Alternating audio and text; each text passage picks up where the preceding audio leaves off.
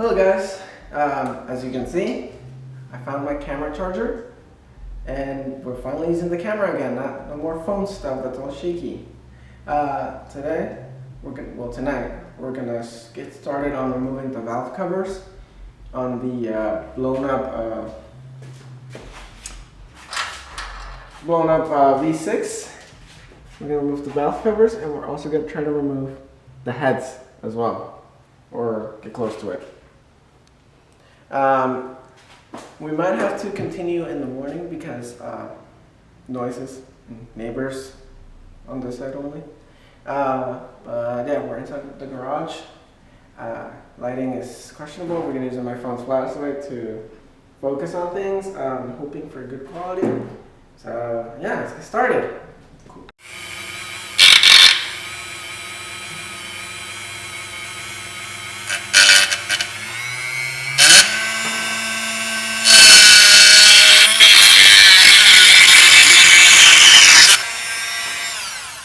Got it. Did you get it? I got a little bit. Did I hit the valve cover? No. Oh, not too much.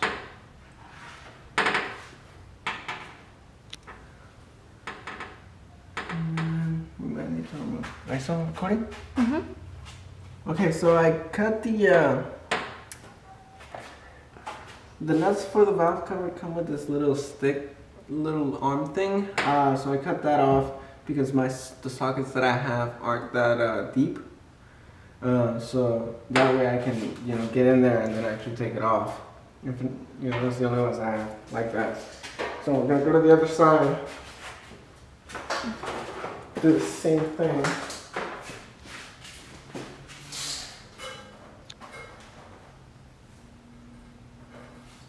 Fighting with snakes or cords.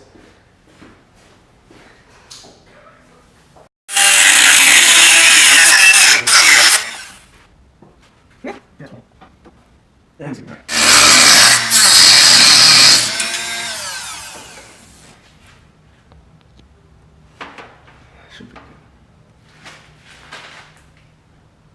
All right. So that was the ones that I was struggling with. That's why I couldn't get it out last video. Now I'm gonna try to actually take out those bolts, nuts, whatever they are, so we can get it done. But don't do like me. Wear actual eye protection, not just glasses. You can still get some shards of metal in your eye, and that'd be really bad.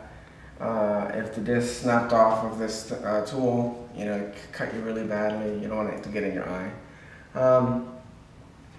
But yeah, so let's see if I can get it out now, and we'll see more intensely what actually happened to the engine in cylinder 1. I know there's the crack there, which I cannot actually show. It's just really deep in there by the headers. Actually below the headers, but maybe we can see more on top what happened as well. Alright, cool, let's keep going. We're good? Cool! Hey guys! Continuing the video from last night, kinda.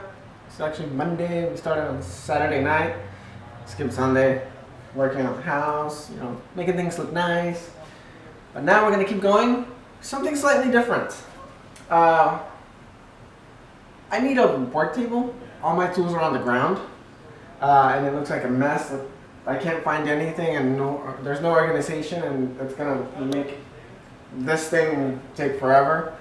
So I got these pallets from work, and I'm gonna make them into my table. I got some 4x4s from Home Depot. And we're gonna attach them at the bottom. But first, since these have a bit of a gap, as you can see, we're gonna scooch this one down, possibly these 3 as well. And then it's gonna look better, and then my tools are not gonna fall. So, I already started, I'm trying to do this the most eco way possible. So I've already taken out 8 nails and I'm gonna end up reusing them because if you see, they're pretty straight, they're pretty good. So I'm gonna keep going. We got more. This one's next. Shout out to Husky. I want a sponsorship. Come on. I want Husky tools forever. So it's coming there.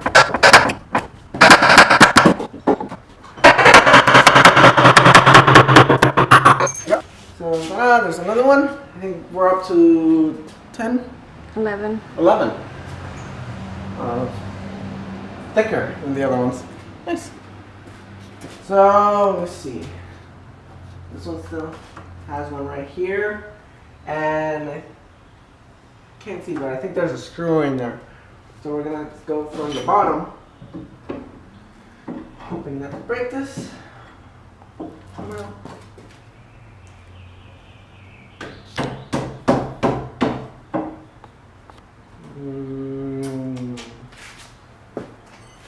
It's this tire iron thing.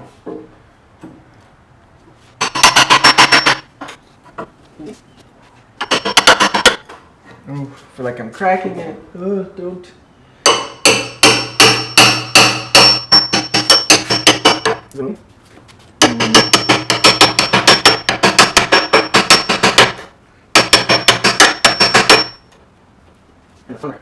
Try this side.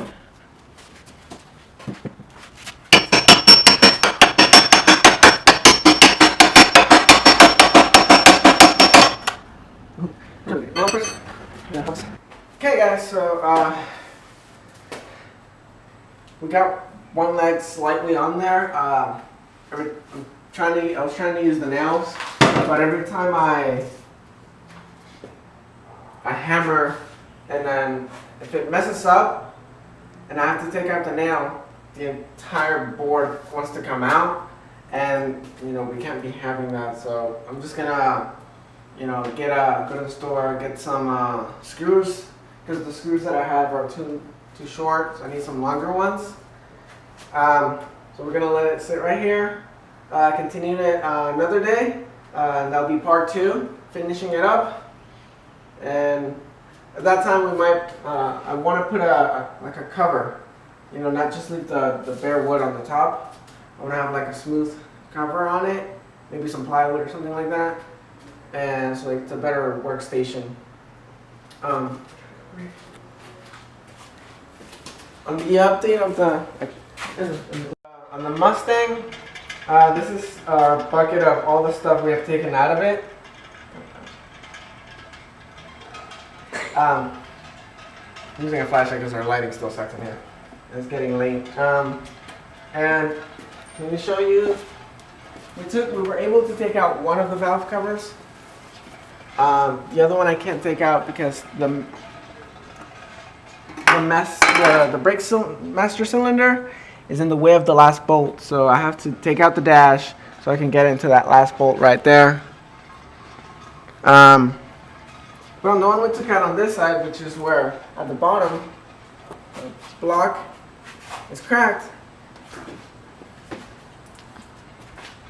We see that there's actually, the heads look still intact, so that's very good for us wanting to sell them. Whoever redid the heads, did a really good job. They left all the markings, original Ford stamps and stuff like that. Man, even still, the gasket for the valve cover was brand new. All the lifters and rockers look good. So yeah, that's very, very good. Just need to take out the other one, take out the headers, and we can push them up and sell them and get the new engine. Because the rest of this stuff necessarily doesn't need to come off. It'd be nice to take them off, so we can take out the engine easier and put the new one in easier, but it's not major. So yeah. Alright guys, so remember to hit the like button and subscribe so you can see part 2 of finishing the table, maybe even painting it, and finishing taking out this engine and putting in, us buying the new one. Well, not new, but new for us, and rebuilt, with 303 cams, GT40 heads, carbureted with MSD stuff, like ignition stuff. So yeah, cool. Peace.